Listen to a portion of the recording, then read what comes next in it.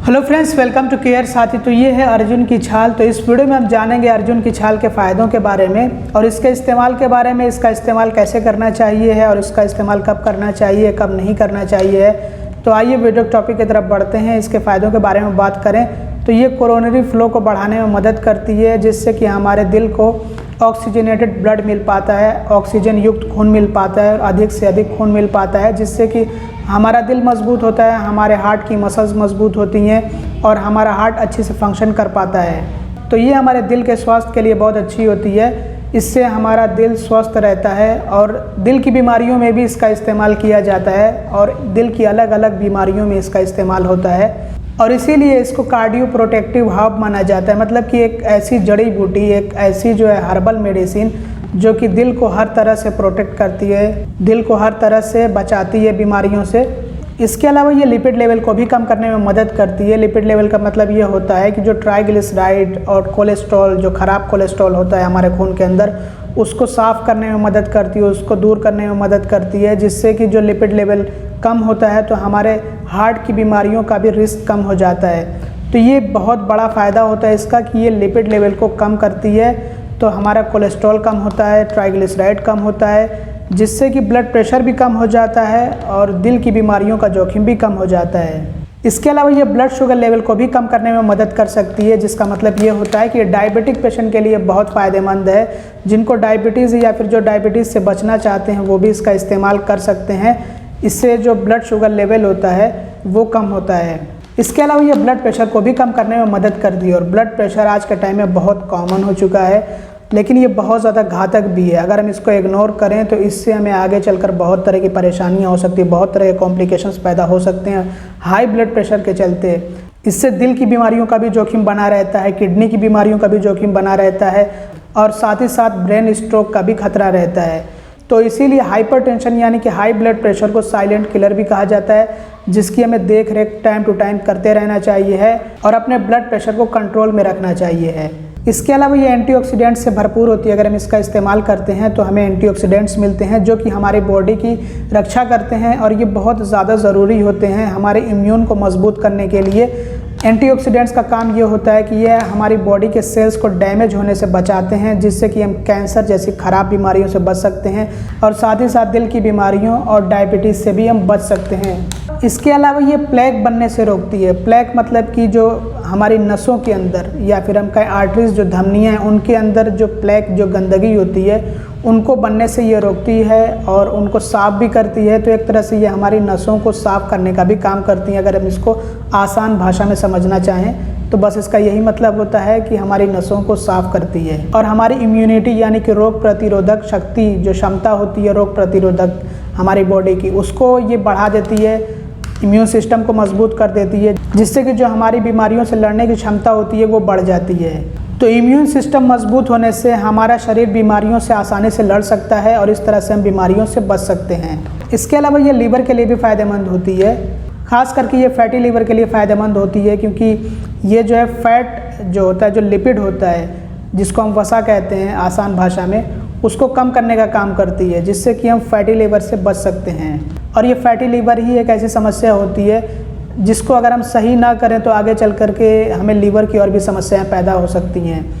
तो ये fatty liver से बचाती है और ये किडनी के लिए भी फ़ायदेमंद होती है, क्योंकि जो हाई ब्लड प्रेशर होता है ये हमारी किडनी को भी नुकसान पहुंचाता है। तो ये हाई ब्लड प्रेशर को नॉर्मलाइज़ करती है, ब्लड प्रेशर को नॉर्मल लेवल पे लेकर आती है, तो जिससे कि हमारी किडनीज़ को भी फ़ायदा पहुँचता है। इसके अलावा इसमें डाययूरेटिक इफेक्ट भी होता है कुछ, तो इससे भी हमारी किडनी को थोड़ा बहुत फ़ायदा पहुँचता है और इसमें एंटी इन्फ्लामेटरी प्रॉपर्टीज़ भी पाई जाती हैं, तो जिससे कि सूजन, जो इन्फ्लामेशन होती है, उससे भी हमें ये राहत पहुंचाती है।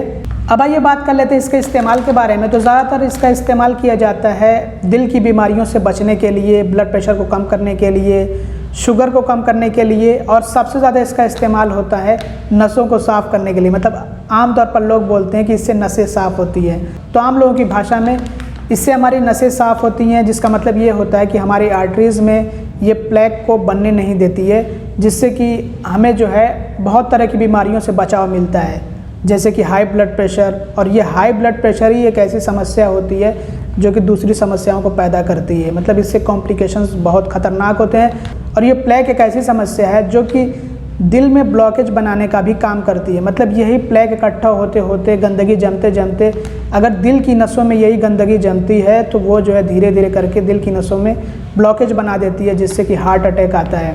तो इसका इस्तेमाल आमतौर पर दिल की बीमारियों से बचने के लिए किया जाता है। और इसका एक और काम ये भी होता है कि ये खून को पतला करती है। इसमें कुछ एंटी प्लेटलेट इफ़ेक्ट्स भी होते हैं, तो ये खून को पतला करने का काम करती है। तो कुछ लोग इसलिए भी इसका इस्तेमाल करते हैं कि खून पतला होता है तो उससे ब्लड प्रेशर भी कम होता है और बाकी दूसरे जो जोखिम होते हैं ब्लड प्रेशर से होने वाले, उनसे भी बचा जा सकता है। तो इसलिए भी कुछ लोग इसका इस्तेमाल करते हैं।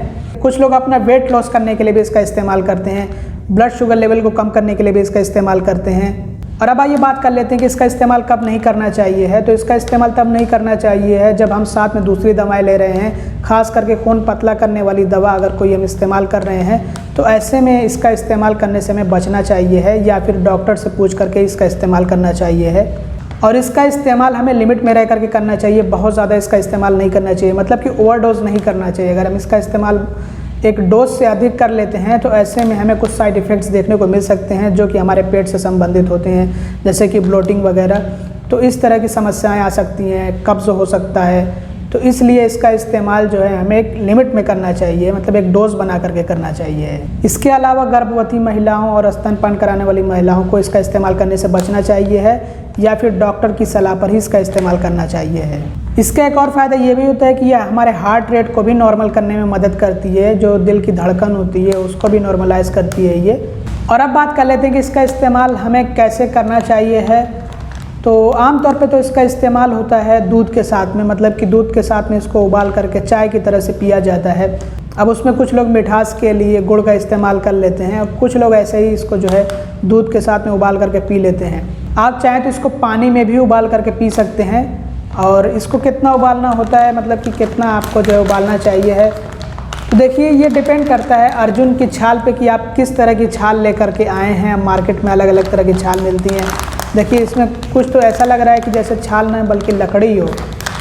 तो अगर इस तरह की छाल होती है तो उनसे जो है ज़्यादा जो एक्सट्रैक्ट होता है, मतलब कि जो इसका रस होता है वो ज़्यादा नहीं निकल पाता है, बहुत मोटी होती है। तो जो पतली होती है ना, बारीक बारीक सी, उनसे ही ज़्यादा अच्छे से निकलता है।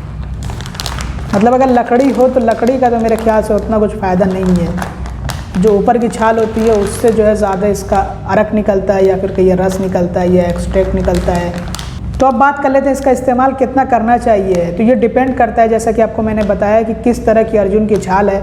अगर एक छोटी सी छाल भी पूरे पानी को बिल्कुल लाल कर दे, उसका कलर चेंज कर दे, या बिल्कुल गाढ़ा कर दे चाय के कलर जैसा, तो उतनी काफ़ी है। लेकिन एक बड़ी सी छाल भी अगर पानी को अच्छी तरह से लाल नहीं कर पा रही है, या फिर चाय के कलर जैसा नहीं कर पा रही है, तो फिर हमें उसमें एक और छोटी सी टुकड़ी डालनी होती है। तो मैं इसका मतलब कि छाल का कोई स्पेसिफिक डोज तो नहीं बता पाऊँगा, क्योंकि मैंने इसका इस्तेमाल किया है। तो कभी कभी को तो एक छोटी सी छाल जो है पूरे पानी का कलर चेंज कर देती है, बहुत अच्छा रंग आता है, तो वही इनफ होती है।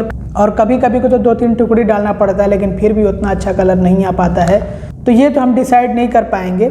लेकिन जैसे आप जो है चाय बनाते हैं तो आप चाय में देखते होंगे कि कलर आ रहा है या फिर नहीं आ रहा है, तो वैसे ही आप इसको भी देख करके इस्तेमाल करिए।